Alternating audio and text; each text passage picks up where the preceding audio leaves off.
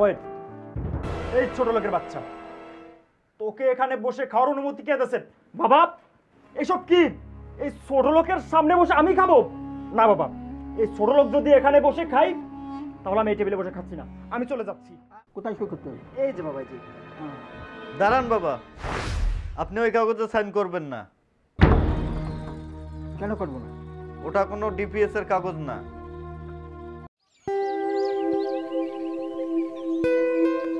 কোজে একটা কাজ কর, আমার ছোট মেয়ে আসতেছে, জামাইয়ের সাথে আসতেছে, তো তুই একটু ওই ভালো মন্দ বাজার নিয়ে আসবি। 5 কেজি গরু মাংস কিনবি, হ্যাঁ, আর 3 কেজি খাসির মাংস, আর ময় মশলা যা লাগবে সবই তো ঘরে আছে। আর ওই তরকারি মরকারি কিছু সাথে করে নিয়ে আসি। দেখ, টাকাটা রাখ, একটু তাড়াতাড়ি যা, বুঝছে? ওই আসার সময় একটু পাল নিয়ে আসিস আমার জন্যে।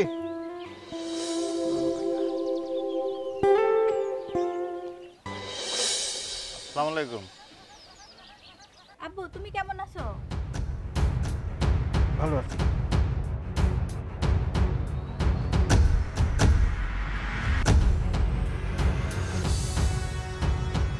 এই ছোট লোকের বাচ্চা, তোকে এই বাড়ির জামাই হিসেবে কখনো মেনে নিতে পারি নেই, আর পারবো না।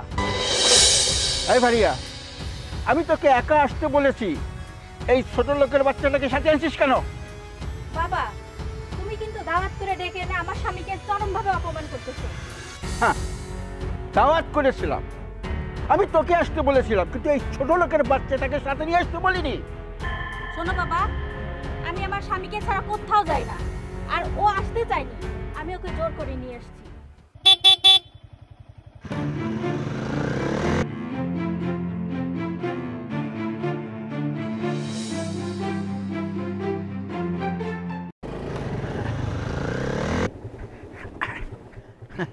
যাক বাবা, যে একবার সময় মতন এসে বলেছো, ভালো হলো। তো বাবা, তুমি কেমন আছো?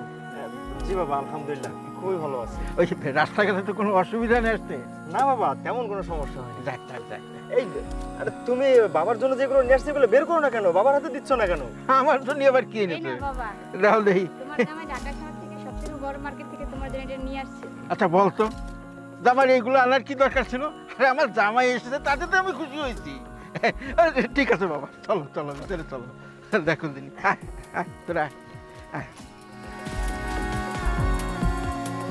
আয়।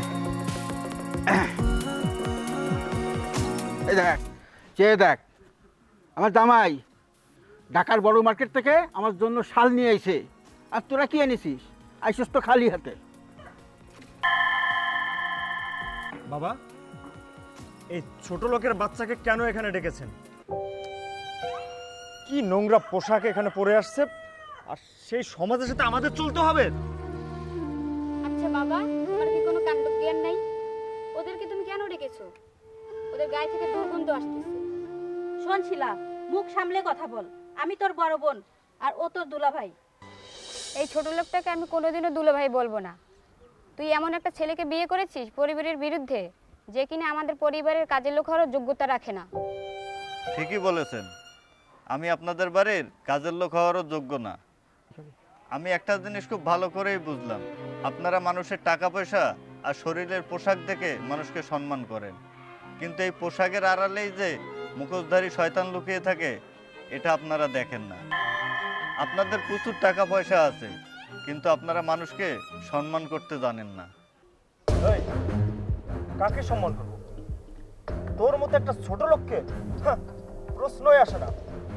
আর তোর মতো একটা অপদার্থ, একটা রাস্তার ছেলে এখন কি পোশাক পরে চলে আসছে। এই, তোর লজ্জা লাগলো না এখানে আসতে? আচ্ছা জামাই, ওর সঙ্গে এত কথা বলছো কেন? ওই ছোট লোকের বাচ্চার সাথে এত কথা বলে তো সময় নষ্ট করে লাভ নেই। চলো তো ভিতরে আসো, আসো।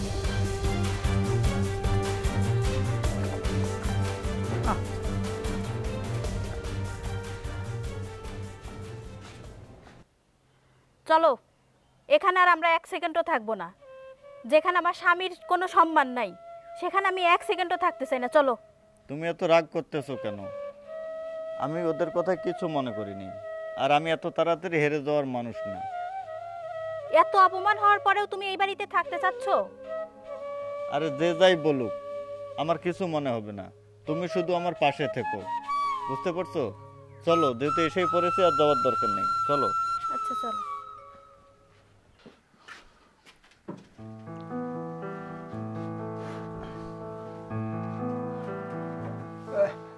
রিপন, রিপন, কই রে বাবা, খাবার নিয়ে আস।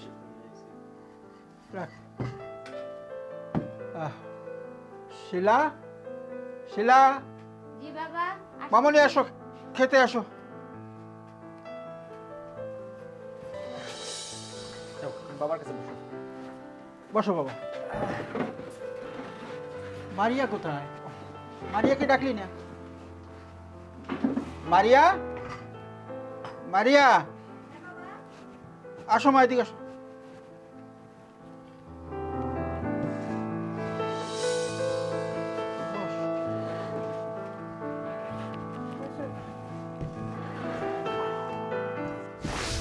ওয়েট, এই ছোট লোকের বাচ্চা, তোকে এখানে বসে খাওয়ার অনুমতি কে দিয়েছে? বাবা, এসব কি? এই ছোট লোকের সামনে বসে আমি খাবো না বাবা। এই ছোট লোক যদি এখানে বসে খাই তাহলে আমি এই টেবিলে বসে খাচ্ছি না, আমি চলে যাচ্ছি। বসো, তুমি বসো, মাথা ঠান্ডা করো, আমি দেখছি। আপু, তোর কি কোনো কাণ্ড জ্ঞান নাই? তুই টেবিলে বসে খাচ্ছিস, খা। ওই ছোট লোকটারে কেন টেবিলে বসাচ্ছিস? ওর তো খাবারটা নিচেও দিতে পারতিস। চুপ কর শিলা, তুই কিন্তু অতিরিক্ত করতেছিস। সুমনের এই টেবিলে খাওয়ার অধিকার আছে, আর আসিফের এই টেবিলে খাওয়ার অধিকার আছে, কারণ দুইজনই এই বাড়ির জামাই। আচ্ছা ঠিক আছে, তাহলে ছোট লোকটা এই টেবিলে বসে খাক, আমরাই উঠে যাচ্ছি। এই শিলা, চলো। আরে না না, আপনারা উঠে যাবেন কেন? আমি নিচে বসেই খাচ্ছি, আর নিচে বসে খাইতে আমার কোনো সমস্যা হবে না। আমার নিচে বসে খাওয়ার অভ্যাস আছে, আপনারা টেবিলেই খান। আচ্ছা, তোরা একটু চুপ থাক না। ছোট জামাই যখন ওর সঙ্গে বসে খেতে চাচ্ছে না, আচ্ছা ও তো রাজি হয়েছে নিচে বসে খেতে, ওখানেই খাক না।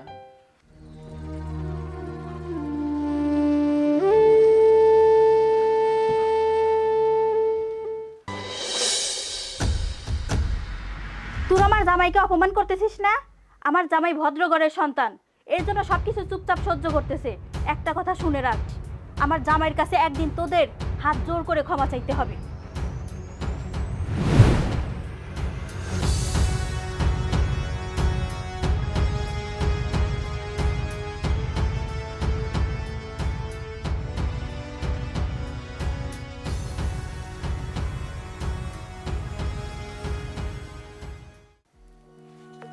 আচ্ছা, তুমি মন খারাপ করতেছো কেন? আর আমার একটুও খারাপ লাগতেছে না, কোনো সমস্যা নেই।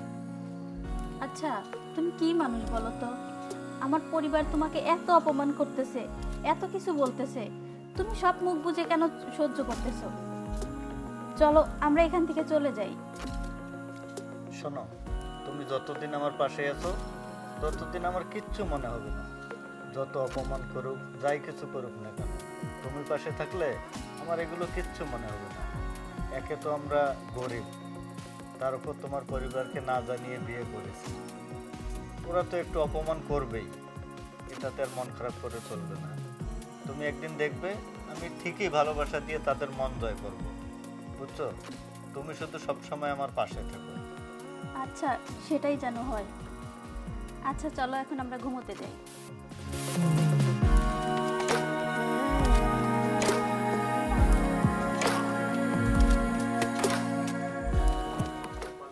বেলা বাজে 12টা, এই কাজের ছেলেটাতে কোথায় যায় না বলে কিছুই বুঝি না। বাজার করতে হবে, বেলা বাজে 12টা। দুপুরে কোন সময় খাবে, কি করবে না করবে, কারোর কোনো খেয়াল নেই। আমার আর ভালো লাগে না এগুলো। কি হয়েছে বাবা, তুমি এত চিল্লাচিল্লি করতেছো কেন? চিল্লাচিল্লি করবো না, কাজের ছেলেটা আসে নাই।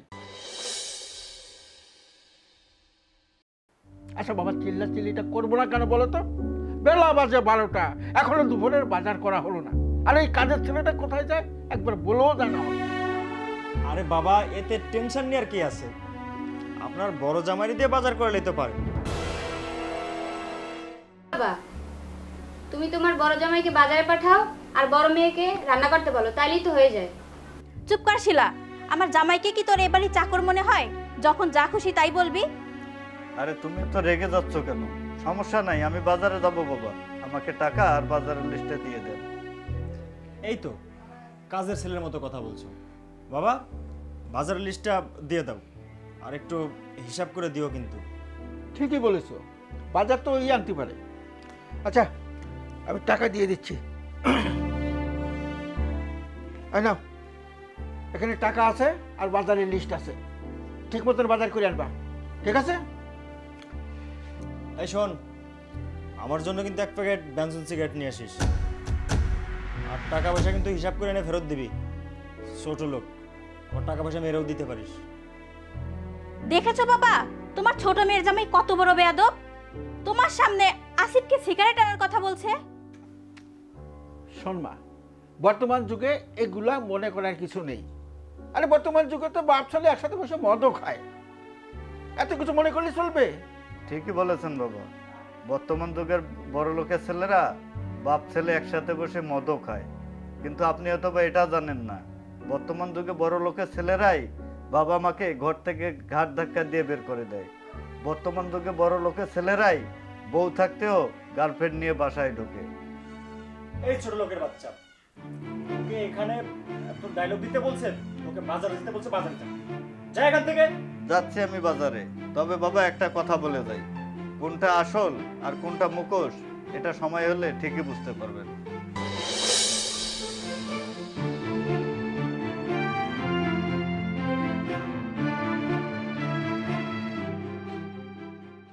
হ্যাঁ, বুঝতে পেরেছি। ভাইজানের কথা অনেকদিন পরে তোর মনে পড়লো। তা কি মনে করে কদিন কোনটা দিলি? আরে আছে, ভালো আছে। মাইও আইসে, মেয়ের জামাই দুনো আছে আমার। তুই আয় না, বেড়াই যা। হ্যাঁ আচ্ছা, ঠিক আছে ঠিক আছে, পরে আমি ফোন দিচ্ছি। হ্যাঁ, তো কি বাবা দি, কি মনে করিয়া কিছু বলবা নাকি? না বাবা, তেমন কিছু না, তবে আপনাকে না জানি আমি ছোট একটা অন্যায় করে ফেলেছি। আমারে না জানে কাজ করে ফেলেছ? কি কাজ করেছ? বাবা, আসলে বাবা ভাবতেছিলাম কি, আপনার বয়সটাও তো প্রায় শেষের মধ্যে, আর আপনার যে বড় জামাই সে তো একটা অকর্মা, নিজেই চলতে পারে না, আর আপনার জন্য ভাববে কি? তবে- সেটা আমি জানি বাবা, ওটা হলো অপদার্থ, বুঝছো? ঠিকই ধরছেন। শোনেন, তবে যে অন্যায় কাজটা করেছি না, এটা হচ্ছে আপনার নামে একটা জিপিএস করেছি, যেটাকে না জানিয়ে যে করে ফেলছি, এটাই আমার অন্যায়। কি বল? হ্যাঁ, দেখুন বাবা, আপনার শেষ বয়সে কে খোঁজ নেবে কি নেবে না, এটা নিয়ে আমার খুব চিন্তিত হয়, এই জন্য জিপিএসটা করে ফেলেছি। বাবা, তুমি আমাকে নিয়ে এত ভাবো, আমার নিজের আপন ছেলেও তো কোনোদিন এরকম ভাববে না। এই যে পেপারসগুলো রেডি করে আনছে, হ্যাঁ, তাই আপনি নাকি? একটু দেখুন। হ্যাঁ। এখানে একটা সই দিন। দাও দাও দাও, সই করে দাও। বাবা, তুমি আমার সাথে আসো না, খুব গর্ব মনে হয় আমার, যে আমার নিজের ছেলের মতন। দাও, কোথায় সই করতে হবে? এই যে বাবা, এই যে দাঁড়ান বাবা, আপনি ওই কাগজে সাইন করবেন না, কেন করবো না? ওটা কোনো ডিপিএস এর কাগজ না। এই ছোট লোকের বাচ্চা, তোকে এখানে আসতে কে বলেছে? দেখেছো বাবা, তোমার জন্য ভালো কিছু করতেছি, ওর এটা সহ্য হচ্ছে না। বাবা, তুমি এখানে সাইন করো, আমি ওকে দেখে নিচ্ছি। আচ্ছা, আমি সই করে দিচ্ছি। কোথায় সই করতে হবে? এই যে বাবা, এই যে এখানে। না বাবা, আপনি ওই কাগজে সাইন করবেন না, কারণ ওটা কোনো ডিপিএস এর কাগজ না, ওটা একটা দলিল। ওইখানে লেখা আছে আপনার সমস্ত জমি জমা, বাড়িঘর, সম্পত্তি আপনি সুমনের নামে লিখে দিচ্ছেন। কি বলছো? হ্যাঁ বাবা, আপনি কাগজটা পড়ে দেখেন। ও যেটা বলছে সেটা কি সত্যি? না, ইয়ে মানে বাবা, আপনি এসব কিভাবে ভাবতেছেন আমি আপনার জন্য এসব করব? বুঝতে পেরেছি, তুমি এগুলা করো না, না? ভালো কথা, আমি একটু পড়িয়ে দেখি।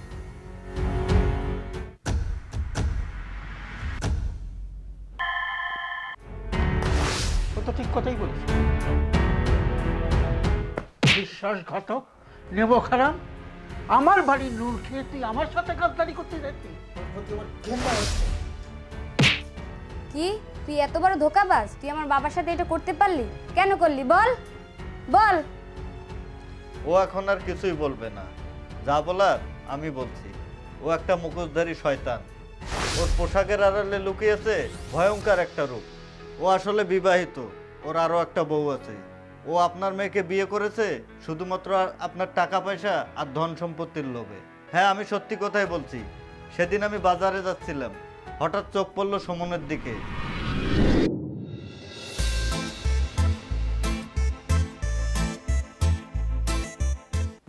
আচ্ছা তোমার সমস্যা কি বলো তো? তুমি আমার ফোন ধরতেছো না কেন? নাকি নতুন বিয়ে করে আমার কথা মনেই থাকে না? আরে কি বলছো তুমি এইসব? তুমি ভালো করেই জানো আমি কিসের জন্য শিলাকে বিয়ে করেছি। শোনো, এখন যদি এইভাবে ফোন করতে থাকো আর শিলা যদি এই বিষয়গুলো জেনে যায়, তাহলে আমাদের প্ল্যানটা কিন্তু সব ভেস্তে যাবে। দেখো, আমি এত কিছু বুঝি না। তোমার আর কতদিন লাগবে সেটা বলো। আরে তুমি মাথা গরম করো না তো। শোনো, কালকে আমি ওই বাড়িতে যাচ্ছি। তারপর দলিলটা নিয়ে শুধু একটু মাথাটা ঠান্ডা করে সইটা দিয়ে আসি, তারপর ওই দেখবা দুজনের সুখে সংসার করতে পারবো। হ্যাঁ, আর একটা কাজ করো, তুমি কিন্তু আমাকে 2-3 দিনের মধ্যে কল দিও না, তাহলে কিন্তু আমার প্ল্যান ভেস্তে যাবে। আমি যাই। হ্যাঁ, আচ্ছা যাও।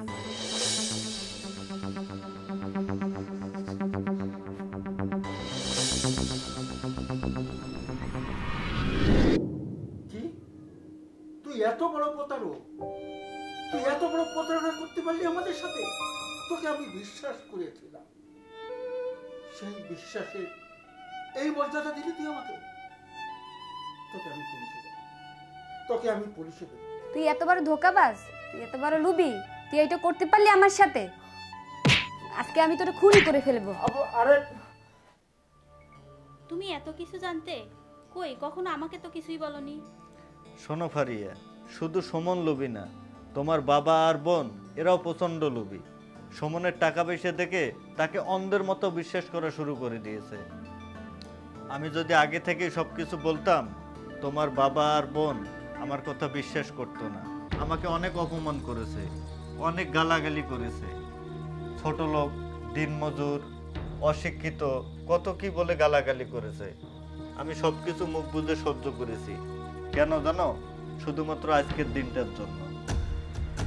তোমার বাবা আর বোনকে বলে দাও আমরা গরিব হইতে পারি, কিন্তু তাদের টাকা পয়সার প্রতি আমার কোনো লোভ নাই। কি হলো বাবা? তুমি না তোমার ছোট মেয়ের জামাইকে নিয়ে অনেক অহংকার করতা, আজকে গেল কোথায় সেই অহংকার তোমার? আমি আসিফের মতো ছেলেকে বিয়ে করছিলাম বলে ওকে গরিব বলে কতই না অবহেলা করছো।